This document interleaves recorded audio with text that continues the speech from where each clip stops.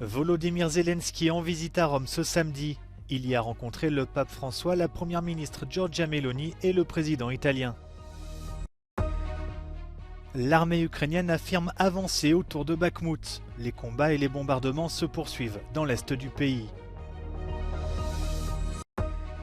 En Turquie, dernière ligne droite avant la présidentielle de dimanche pour les deux principaux candidats Recep Tayyip Erdogan et Kemal Kılıçdaroğlu.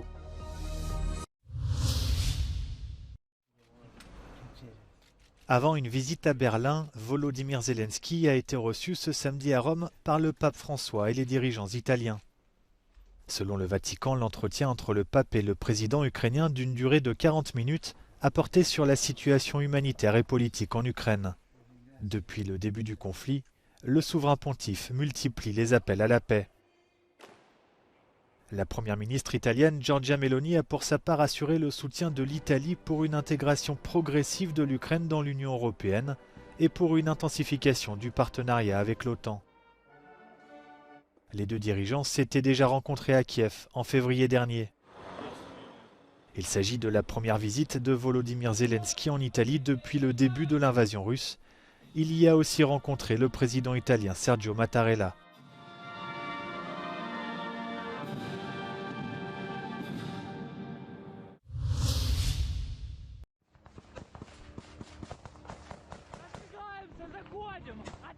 Vidéo à l'appui, l'armée ukrainienne affirme avancer autour de Bakhmout, devenu depuis plusieurs mois l'épicentre des combats.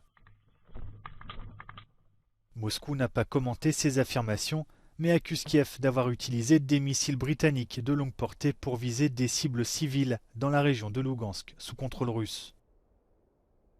De son côté, le bureau du procureur général d'Ukraine a annoncé qu'une frappe russe avait fait 2 morts et 10 blessés à Kostiantynivka, près de la ligne de front.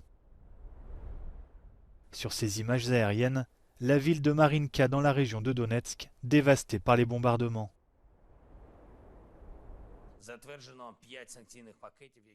En attendant, l'Ukraine continue de préparer sa contre-offensive qui vise à reconquérir les territoires occupés dans l'est et le sud du pays.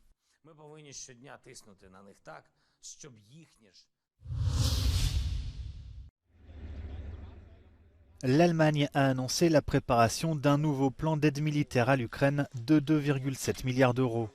Le paquet comprend notamment la livraison de 30 chars Léopard supplémentaires, 2 véhicules blindés, 2 drones de surveillance, 2 systèmes de défense anti-aérienne et de munitions.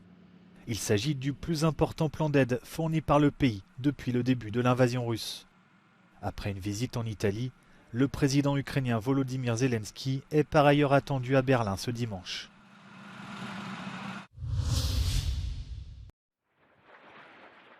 Un accord pour un cessez-le-feu entre Israël et des groupes armés de Gaza a été trouvé samedi soir sous l'égide de l'Égypte.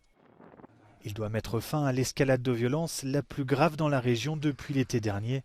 Les affrontements ont fait au moins 35 morts en 5 jours.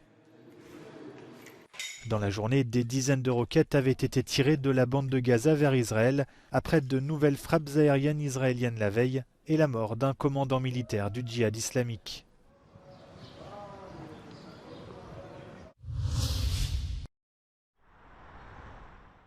Dernière ligne droite pour les deux principaux candidats à la présidentielle en Turquie avant les élections de dimanche. Le président sortant Recep Tayyip Erdogan a rassemblé sa base ce vendredi dans un quartier d'Istanbul historiquement conservateur avant d'inaugurer une mosquée. Alors que sa popularité a été entamée par une grave crise économique, le chef d'État islamo-conservateur compte sur son électorat nationaliste et religieux pour rester au pouvoir.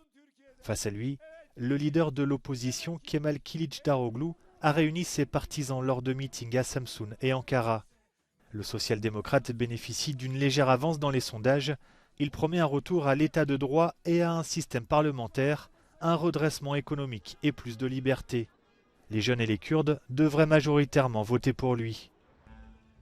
Kemal Kılıçdaroğlu a par ailleurs accusé la Russie d'ingérence électorale, des accusations fermement rejetées par Moscou.